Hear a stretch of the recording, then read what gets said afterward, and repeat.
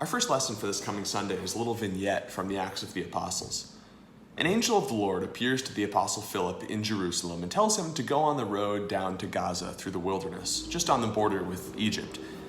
On the road, he encounters the chariot of an Ethiopian eunuch, an official who's traveled from the court of the Queen of Ethiopia all the way up the Nile or all the way through the Red Sea, through Egypt, up to Jerusalem to try to study and learn who this God is who the Jewish people worship.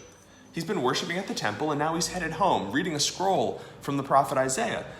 And Philip is led by the Holy Spirit to go up and ask him, do you understand what you're reading?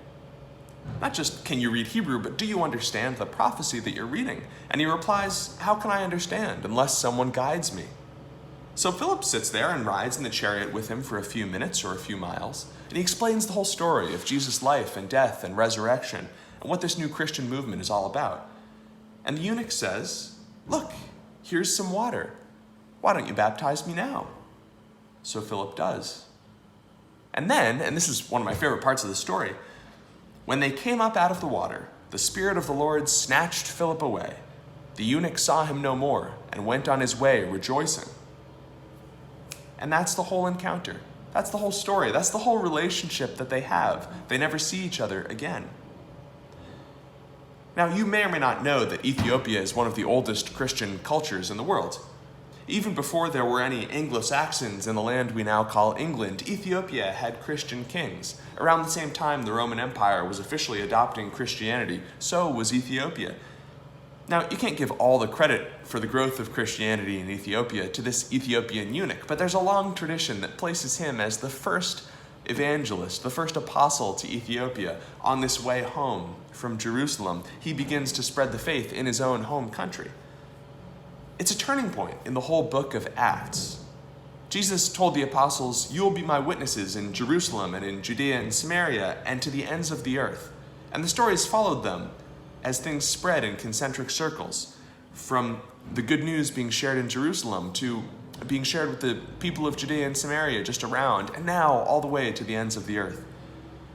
What strikes me for such a world historical encounter, one that shapes church history and the book of Acts alike, is how brief it is. The angel appears to Philip. The Holy Spirit leads Philip into the chariot, and then soon enough after the baptism, the Holy Spirit has snatched him away again. In my own life, there have been some of those moments. Moments where I suddenly, for no good reason at all, took a slightly different turn from what I was expecting. Moments where I had a conversation, where I asked somebody for guidance, or where they asked me. And soon we moved along and forgot about it. And yet later, looked back on it and saw what the Holy Spirit had been doing. And it's only ever in retrospect that I've seen what the Holy Spirit is doing. So I wonder, if you think back on your own life, what have those surprise encounters been? When have you suddenly changed direction or gone down a wilderness road? When have you asked for a guide to help you understand?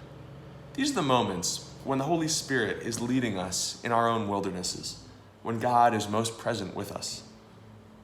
And I wonder where you might be headed next. Because it may take a long time to see those chance encounters bearing fruit. Hopefully not the centuries it took to see them bear fruit in Ethiopia. But this is the way the Holy Spirit works. In small moments, in chance encounters between us at the least expected time.